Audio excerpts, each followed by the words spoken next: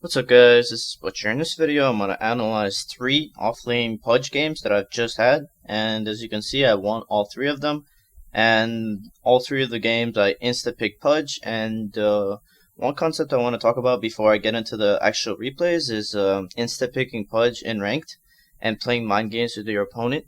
So what I mean by that is that you can insta-pick pudge, and a lot of times, well, especially for me with a name like ButcherTV, people will think I'm going mid because that's what pudge is mostly played at. So the opponent will go on to pick a counter for pudge, like a Storm Spirit maybe, and then my team, I already called offlane on my side of the team, like I put the icon offlane, but the opponent doesn't know that, so they pick Storm Spirit, and then my team picks someone like I don't know, Quap or Invoker, and the Storm Spirit is gonna lose mid very hard, and we're probably gonna win the game. So you can kind of do that. If you don't feel confident in your pudge, then sometimes it's not a bad idea to go offlane or support. But offlane pudge, in my opinion, is much better than support pudge. And in this video, I'll go over exactly why and how you can control the game, even at the highest levels, as an offlane pudge, and why he's not the worst offlaner in the world. So let's get into it. So this is the first replay, and I like to go boots and some armor branches to help my tankiness and everything. I think getting more than 2 armor branches and then dropping them as you go along in the game is one of the best, most efficient ways to go about it, because they're just the most efficient item in the game. So it only costs 50 gold. So like if I would have gotten a gauntlet with the cost of these 3 armor branches, then I would have not gotten the intelligence or the agility from them. So you want to get a ward. You can buy it yourself, or a support can give it to you. It doesn't really matter, but you need to start as soon as possible and get those items very fast. And then with the boots, you're gonna go and place that ward where I just placed it. And as you can see, it blocks the enemy jungle.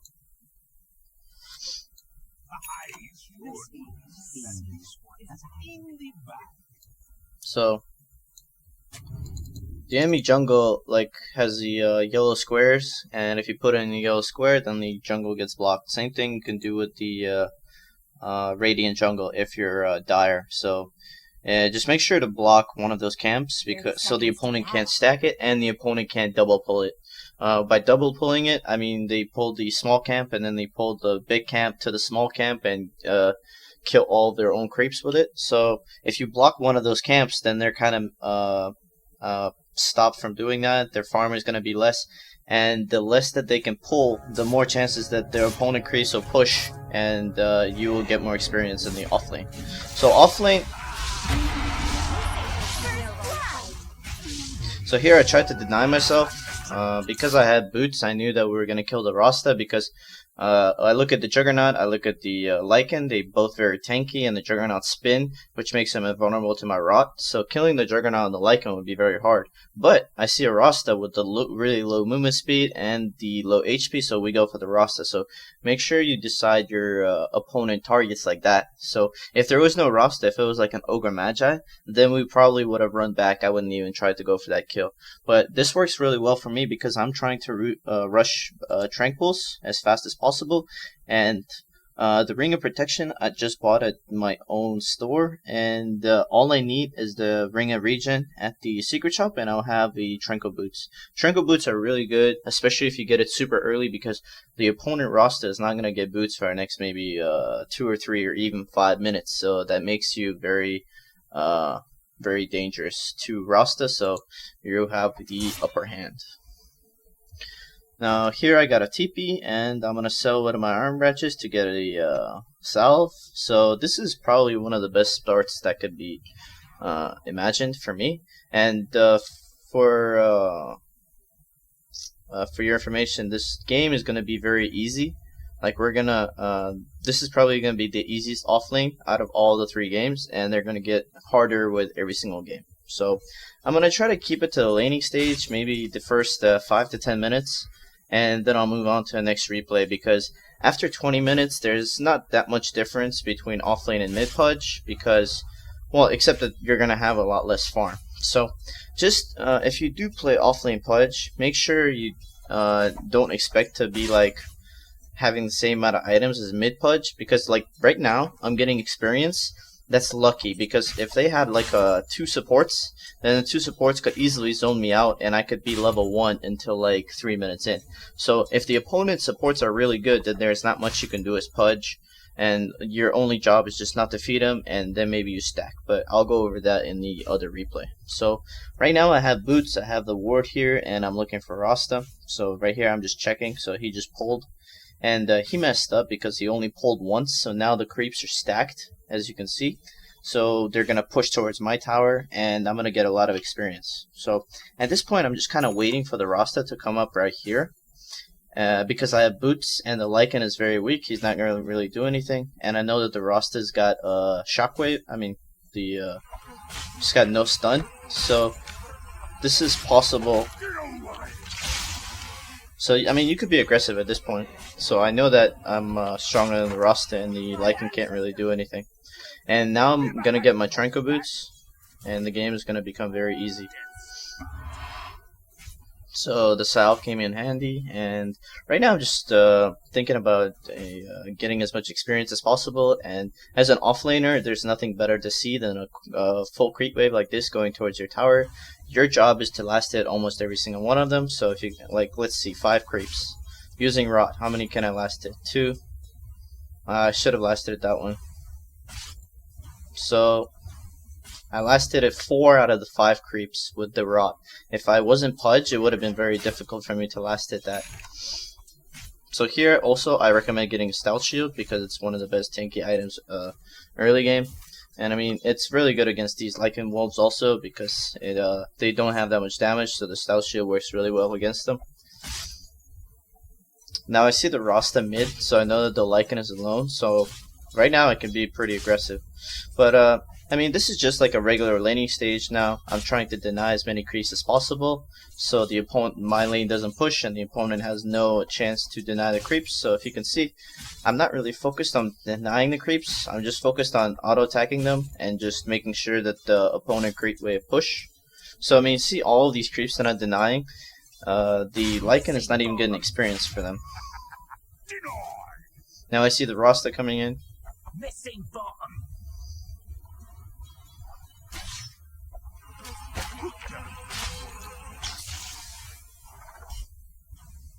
Here, because I have Tranko boots, I survived this gank, and I almost killed the bounty hunter. The bounty hunter was super close to dying, so that's the reason why you should get Tranko boots. If I would have gotten any other item, I wouldn't have lived at that gank, even though I was super aggressive when the bounty attacked me.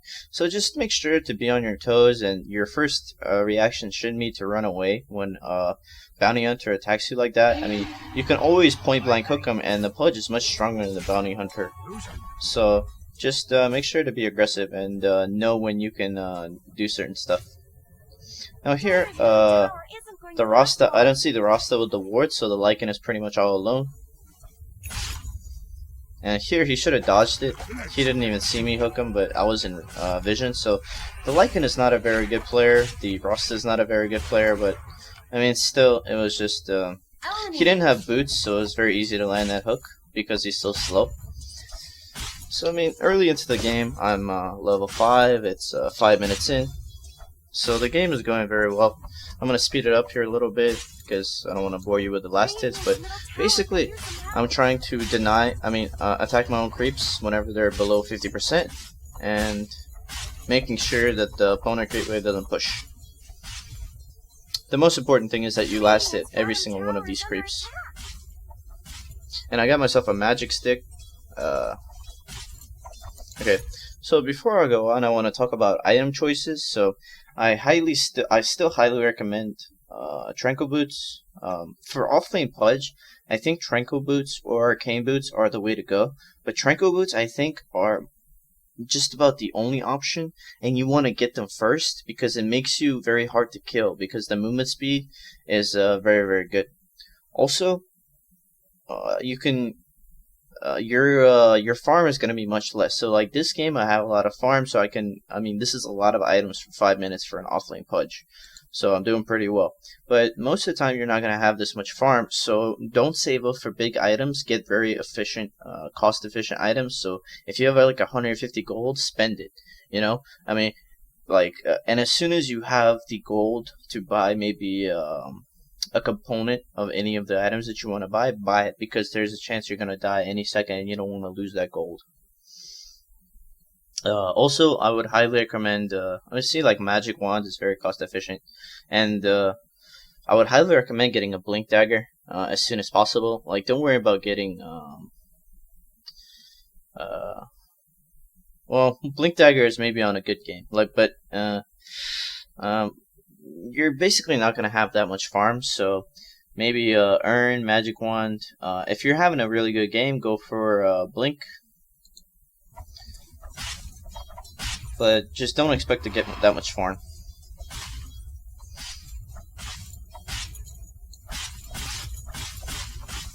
So here I have the Ricky giving me vision of the lichen. And he just juked me. I didn't expect for him to dodge it, so I didn't even try animation canceling. Here we messed up, because I didn't know that the bounty hunter was gonna be there, so at least I committed suicide with the rot, so that's good.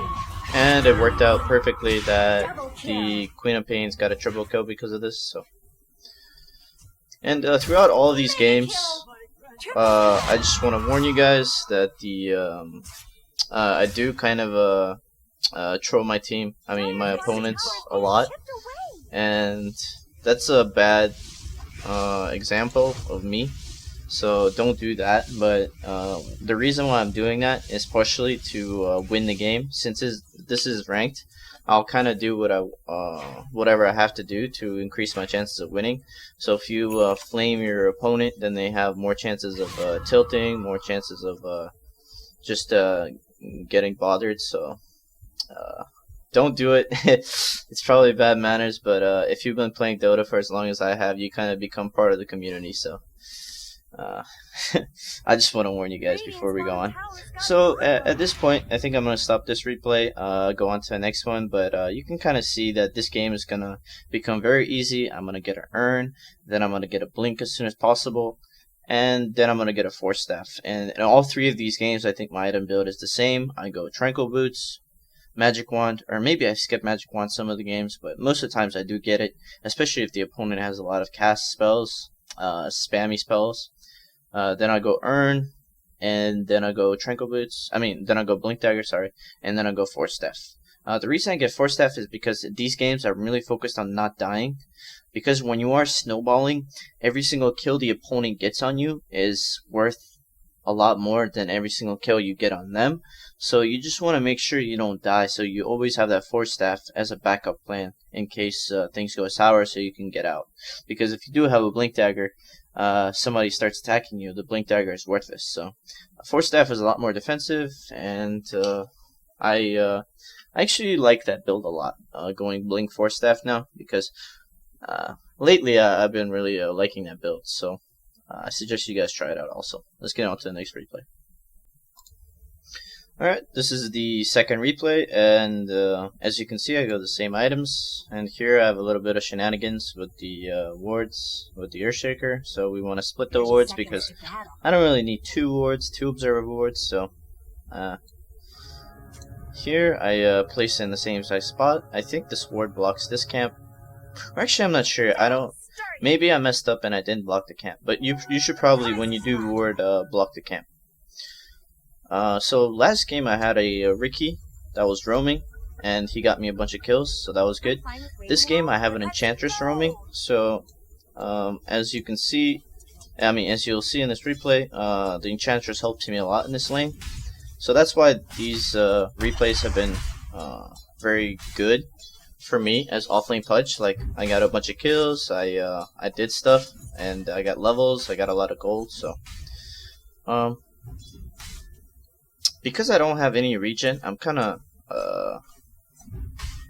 like right now I'm not in a very aggressive position, so I'm just trying to get as much experience, and I'm aggroing the creeps to pull them towards me, so I can see like that, so I can lasted the creeps without the starter denying them.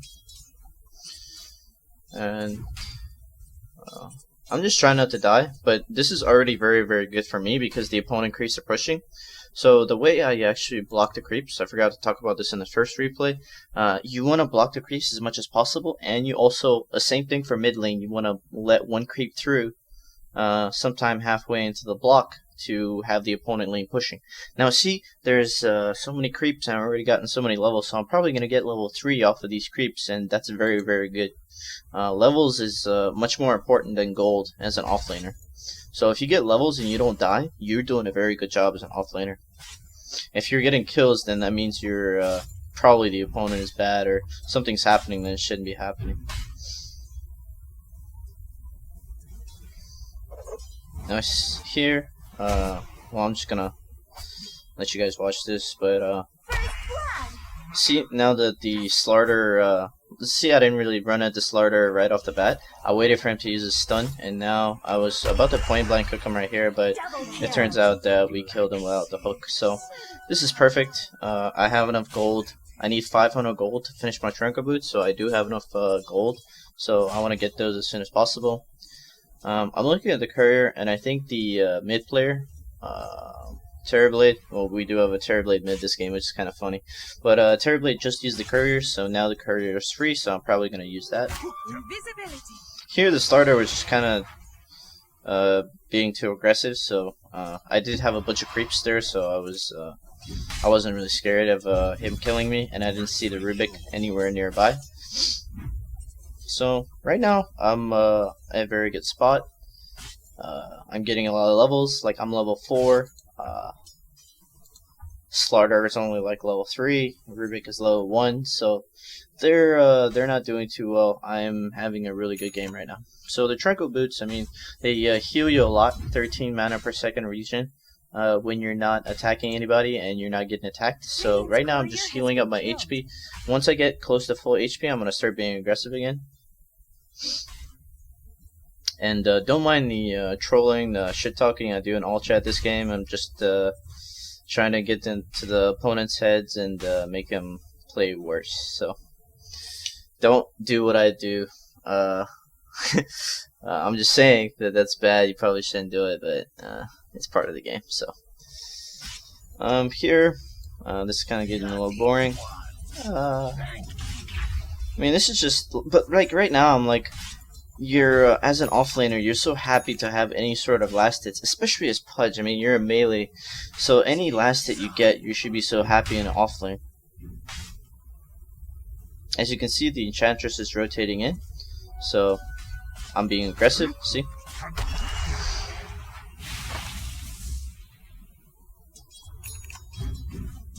So I'm going for the Slarter. He's very low. I think we get him here. Or maybe not. No, we don't. But I don't know what the Rubik was doing there. He should have known that the hook was on cooldown. I'm pretty sure he was gonna die anyway because his stun was on cooldown, and I have boots. I mean Trenko boots. He didn't have anything. So here I got a Poor Man's Shield. Poor Man's Shield is very good because it gives you more blocking. Like, see, you creep block chance 53%. That's huge. That's like, it makes creep attacks so like so weak against you, which is really good. And you get a bunch of agility. So the agility is always good on Pudge because, I mean, look at me, I got 70 damage per hit, which is kind of a lot, to be honest.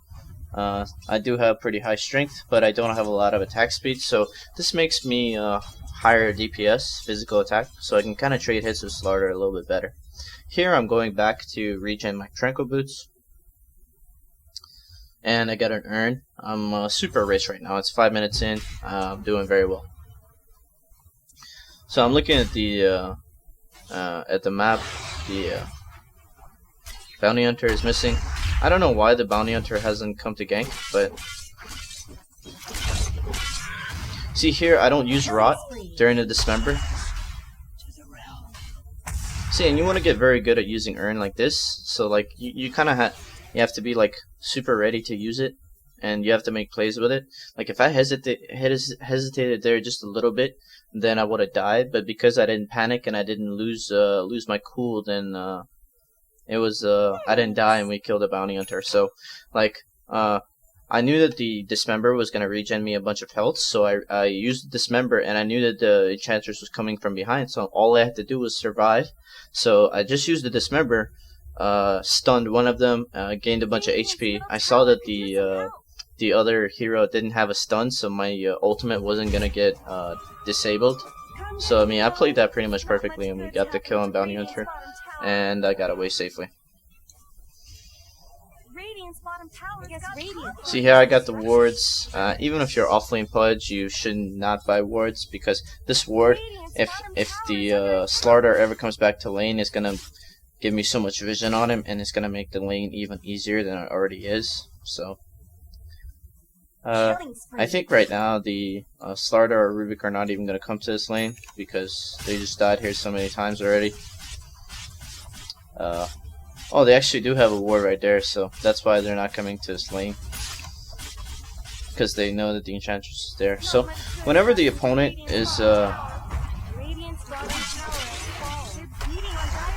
so I'm probably going to stop the replay here, because we start team fighting and all that stuff, so I really wanted to go over the laning phase. But as you can see, the bottom tower is about to fall down. This goes for any point of the game at early game. So if you're a mid player, if you're off laner, if you're a safe laner, it's getting towers early on is very beneficial. So you have to know when you should control the creep wave, so deny as much as possible and make sure the opponent creeps push, and when you should attack the creeps as much as possible and push the lane and kill the opponent tower, because if you kill the tower, it gives you a lot of gold, and more importantly, it gives you a lot of map control. So if you kill the opponent's tier 1 towers 10 minutes into the game, then you're at a very advantageous position, because your team has a lot more gold, and you if you do gank anybody and they're further away from the towers, so they're going to be farming creeps, and if you gank them, then the opponent can't TP to tier 1 towers because they're not there, so they're going to have to walk a longer distance after they TP in. So it makes ganking much easier, and it limits the opponent's farm if you kill the towers. So suppose you're a mid player, like a Dragon Knight. That's why against a Dragon Knight, you never want to leave mid lane, to be honest, to go gank, because if the Dragon Knight is level 6 and you go gank a lane, then the Dragon Knight is going to kill the tower, and even if you do get 1 or 2 kills, the mid tower is very important. You really don't want to lose it. So against heroes like Death Prophet, Dragon Knight, maybe a Terrorblade, I don't know, but basically those high push heroes at level 6, you don't want to Invoker, Exort Invoker. You don't want to leave the lane against them, because they're going to kill your mid tower very quickly, and you don't want to lose your mid tower. So that's why a lot of times it's better to farm mid and just stay there and control the lane rather than go gank. Sometimes, not all the times. Let's get on to the last replay, and the third replay is going to be the hardest for me as Pudge, and you're going to see what I do differently. Alright, so this is the last replay, and my item build is the same. I'm going here to put the ward right here. It gives me vision here. It gives me vision. Well, I can talk about one thing I haven't talked about the past 2 replays is warning spots. So, shit.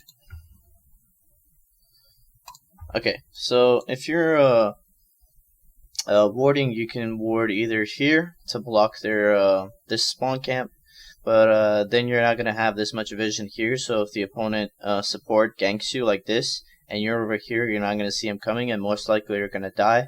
So having a ward somewhere here or somewhere here is best, because you can see those ganks, so you can know when it's safe to farm the lane. Same thing with this. If you have the ward here, then you can see all of this vision, so the opponent support can't really come up behind you without you knowing about it. Because if you put the ward here and block this camp, he can still kind of go like this, and you might not notice him. So that's why I recommend warding here and warding here if you are offlaning. Also, you need to do this as soon as possible, because the opponent support and the opponent carry are going to come here also, like at the beginning of the game. So you need to ward there without them knowing that you warded there. So I mean, if they're already here and you got here late and they see you place the ward, then they're going to deward it real fast. As you can see, I didn't really go for the rune any of these games because it just it's pretty much impossible. The opponent is going to secure the runes unless you have a bunch of allies there that are going to help you. Let's get moving. Every coin helps. First blood. So here I'm just kind of wasting time of the opponent. So I mean, the Juggernaut has to come to lane, and because I have boots, I know they're not going to kill me. So I mean, this is just kind of this is not the proper play, but I'm looking at the opponent team. So there's a Juggernaut. The Juggernaut is very strong, very difficult to lane because if you're ever half HP, the Juggernaut can just spin and just kill you solo. And if there's a support hero like a Shadow Demon to set him up for it, then it makes the game very difficult. So at this point, the Juggernaut and the Shadow Demon pretty much played it perfectly at the beginning of the game. So here, the creeps spawn at 30 seconds, and because I know I can't come in lane against those heroes, especially with the amount of HP that I have, I'm starting to stack the camps to for either me or for Tinker or just for somebody because there's nothing better to do. So you want to pull these at 55, and I think it stacks like 4 times. I don't know. Stacking it 5 times is going to be very hard, but I do highly recommend watching the timer a lot, and throughout the game, if it's perfect, then stack the camps as much as possible because it increases your farm. So, I mean, if you'll see, look at my profile, I've stacked like close to 1,500 camps. So, like, that's a lot. A lot of people don't have that many because I don't play any support games. I rarely play support, yet I have that many stacks because I try to be as efficient as possible when I play. So, if I'm looking at the timer, it's 136, 137, so I'm about to stack the camp, and it's going to be a triple stack, so...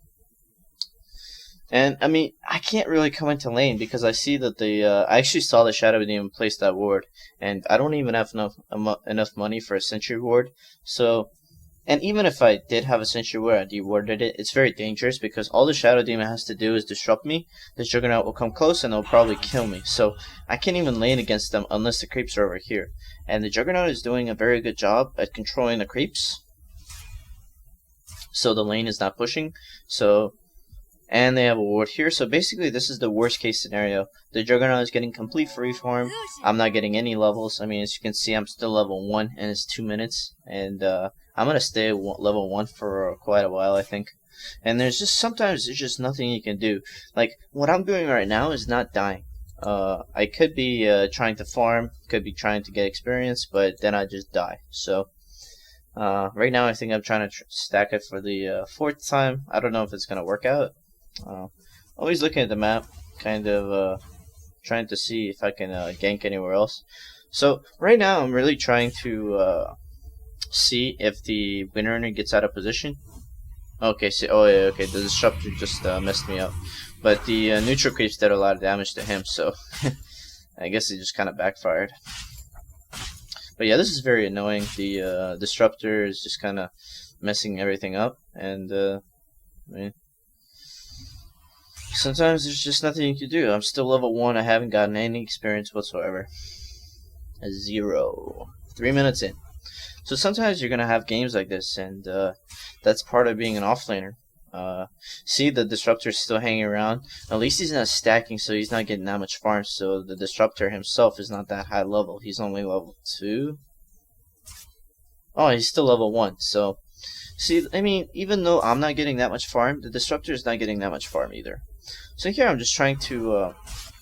the reason I'm being aggressive right now is because the Juggernaut is so far away. So I'm just making sure that he can't disrupt me, and the Juggernaut will be in range of 3 seconds walking to me. Because if the Juggernaut is anywhere within 3 seconds of me, he can just disrupt me, and then I'll be dead because the Juggernaut will get close to me. So because the Juggernaut is so far away, if he disrupts me right now, I don't really care. I'm just gonna run away. And see, like, I'm wasting a lot of the Juggernaut's time. Like, he's not farming these creeps. He probably missed like 1 or 2 creeps because I did this. It's better than not doing anything.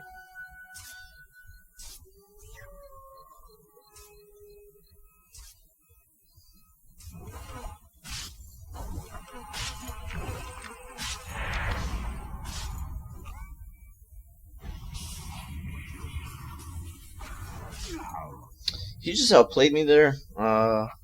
At this point, I'm still level 1. The game is very difficult. So, I get my ring and regen, and I go back top. And this time, I'm going to try to get some experience. I got a smoke, just to, I don't know, get any sort of experience. So I think this is the max range for the experience of the creeps. So, right now, see like this range creep. I got experience off of that. So even if the opponent denies it, I still get experience. So you just have to be close enough in the range. I'm looking at the timer, it's 5 minutes. I know that the disruptor placed his ward around 0 minutes, so the ward only has like 1 more minute life left on it. Same thing with my ward. So my ward right now, his ward is about to run out, so I might be a little more aggressive with getting experience. But also, yeah, another thing you can do is block the creeps like this. So if you do this, this makes the opponent's job harder in controlling the creep wave, because the creeps will kill that one creep real fast. And at least my safe lane is doing pretty well. The Timber's not getting that much farm. So whenever you're an offlaner, you just have to compare yourself to the opponent offlane. Like if the opponent offlane is level 5 and you're level 2, then that just sucks. But if your opponent offlaner is level 2 and you're level 2, then it's not that bad. So the Timber's level 4. I guess he's doing better than I am, but at this game I couldn't really do that much. And this game I'm gonna go for the replay a little bit longer than the other ones, because there's a lot of good team fights happening, and I make some really good decisions mid game. So here we got the disruptor.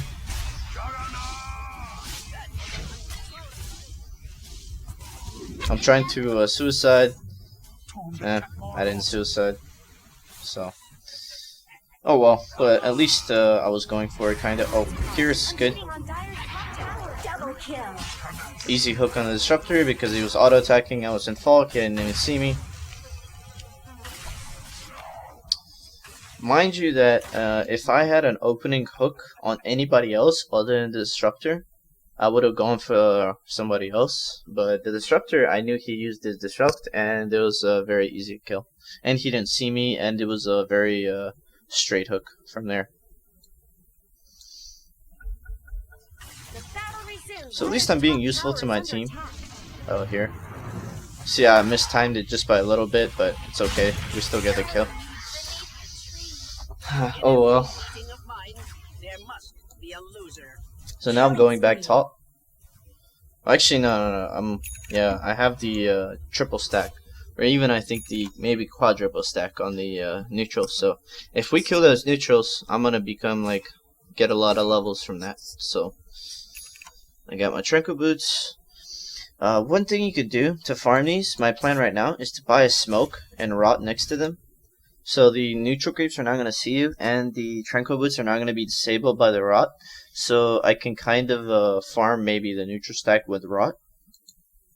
So that's kind of my plan right now. Because I'm looking at Tinker. Tinker hasn't leveled up his March yet. So I really want to kill the neutral stack somehow. I can't really come in lane. See here, I just had a TP, and I made a great play. I saw that the opponent overextended, and I came in and cleaned up. But all of them, the Bounty Hunter and the Windrunner, already used all their spells and all full HP. I have Trenko boots, I have Rot, so I just chased them. It was very easy.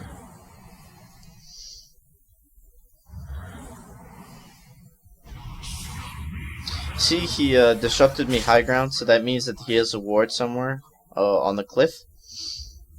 So I use the smoke right now. I'm just kind of trying to make sure that he doesn't kill all the creeps. I got myself a bottle, so that's a lot of regen. And as you can see, he didn't do that much damage to the neutral stack. So you could do this, but the creeps spread out, so it makes it very difficult to farm, but it's better than nothing.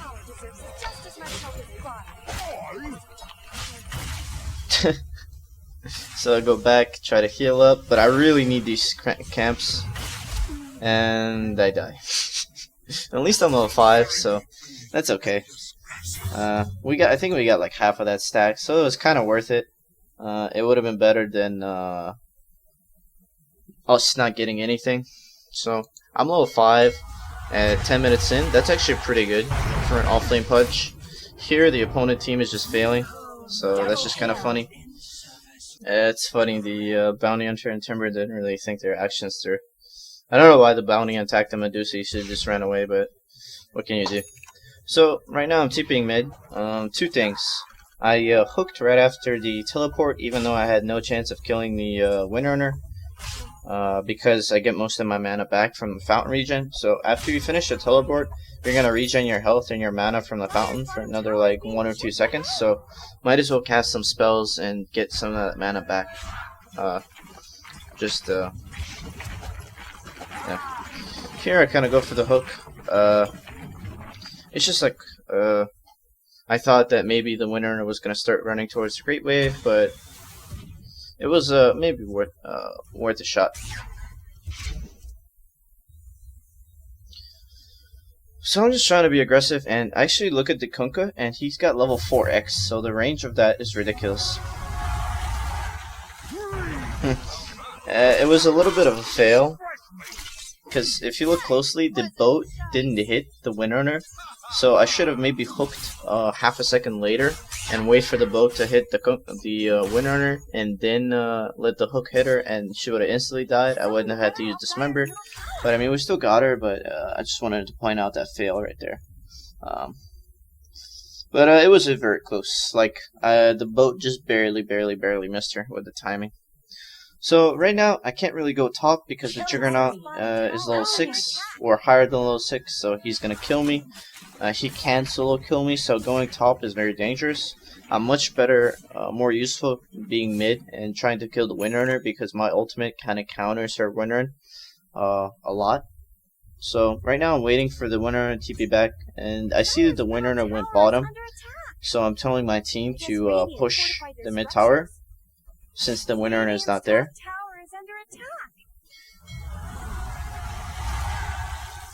Here the Kunkka predicted that the Shadow Demon was going to keep walking towards us, but he didn't. So, oh well. And I mean the reason he didn't wait to X mark the Shadow Demon is because the Shadow Demon was going to disrupt himself and it was going to be a hard kill. So he decided to go for the play, and who knew that the Shadow Demon would have just went backwards like that. Here we don't have Glyph. I'm so close to denying the tower. If we had Glyph up, or if I TP'd just a little bit sooner, I would have had a better chance of making a play there, but it was just a little too late. I was maybe 1 second away from denying the tower. Actually, less than that, so it was very close. And the Juggernaut had his ultimate up, but he knew that it couldn't kill me because the ultimate level 1 does at most 600 damage, maybe 800 damage. And I was full HP, so he wasn't going to kill me. Because after the ultimate, I was just going to run away, so he didn't waste his mana there. And I didn't continue fighting because I knew that if he auto-attacked me like 3 or 4 times, then his ultimate was going to kill me. So we just kind of went backwards and didn't really engage after the tower deny. Here I'm dropping the Iron Branch because I'm about to get a urn and a TP. So you always have to kind of plan out your items like this. I mean, the salve is always going to be useful, but the Iron Branches, they're kind of not that much useful anymore. See, if I was waiting for the Glimpse, if the Glimpse would have been anywhere closer to me, I would have hooked her earlier. But here I wait for the opportune moment, so the Wind Earner used her Wind Earner. And after the Wind Earner is pretty easy to kill, so that's when you go for a hook. And because it's nighttime, I don't think the Wind Earner saw me to begin with, so that was a pretty high percentage chance hook. Looking at the timer, it's 14 minutes in, I have a bottle. Even if you're offlane pudge, I suggest getting a bottle, because it's just very good to rotate around the map and get a bunch of mana along with the runes. Just don't get a bottle like on every single hero. Like if you're a support, getting too many bottles on a team is bad because it's just there's only so many people that can bottle the runes.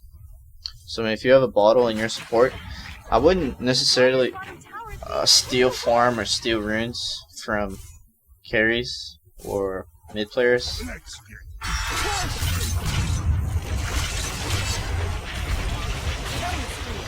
That was a pretty easy hook. The Timber didn't see me. I was in good positioning.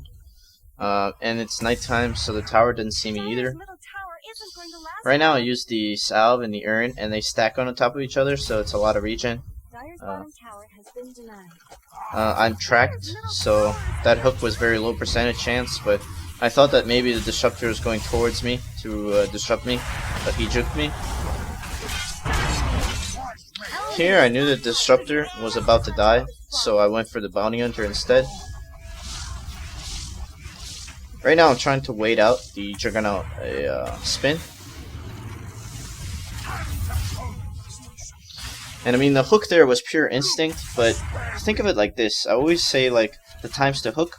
Even though the Juggernaut saw me, he didn't really care about my hook that much. He just got glimpsed back, so all he cared about in that, like, split second was just running away. And I just kind of predicted that, and I timed it perfectly, and the hook was actually a high percentage hook because he wasn't gonna, like, try to juke the hook right after the glimpse. So you just want to be like ready for that. And I mean, the more you play with a disruptor on your team, the more you'll get better at predicting the glimpse exact times.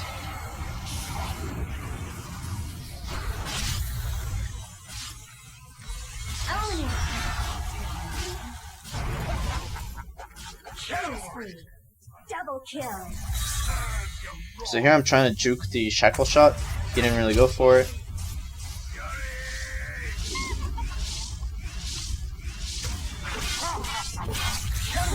Here we're doing very well. I kind of bad luck that I didn't hit the Juggernaut there. The creep was in the way. Super close though. We end up killing the Juggernaut anyway, so it doesn't matter. Right now I don't have any mana, so I can't really be too aggressive. I'm looking at the gold. I'm very, very close to my Blink Dagger, so right now I'm going to go farm some neutral camps and get my Blink Dagger, I think. Don't mind the flaming, trash talking. I should really stop that, but sometimes you play Dota and it's fun to engage in the flaming and whatever because it's just part of the game, man. Part of the game. So I'm because I should have maybe finished that creep off. I've got 400 HP, but I got the money for my Blink Dagger, so it's all cool.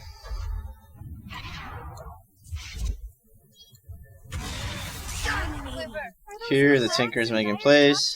I mean, this game is pretty much over. I might have to finish it here. We're just gonna push all the towers, and the game, as you can see, doesn't last very long. It's only a 27-minute game. So I think I'm gonna end the video right here.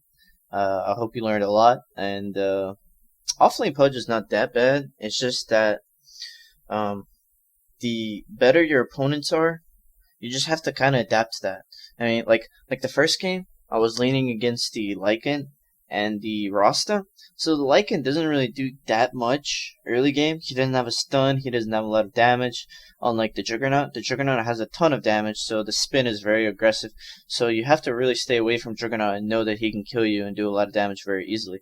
But because there was a Rasta and the Lycan the first game, I was very aggressive, and I just kind of manned up against the Rasta.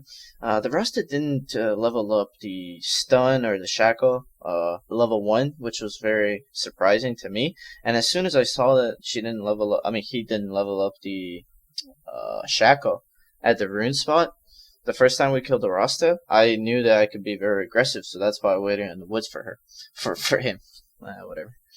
So the second game was also very easy because I had an Enchantress ganking and I was going against a dual lane instead of a tri-lane. This game I was going against a dual lane, but it was a very difficult dual lane. So whenever you have a very difficult lane and you know you can't even be in lane or leech experience, that's when you go to the neutral camps, maybe stack. And that's a disadvantage of Pudge. Like, the reason Beastmaster and Tidehunter are such popular offlane heroes is because if they can't be in lane, they just go to the jungle, or they just go to this neutral cap right here, and they just farm that, and they get levels. But if you're a Pudge, then you can't really farm those levels at level 1, level 2, so you just stack, or you just go gank. So that's why Pudge is not the best offlaner, but it's still fun to play Pudge as an offlane.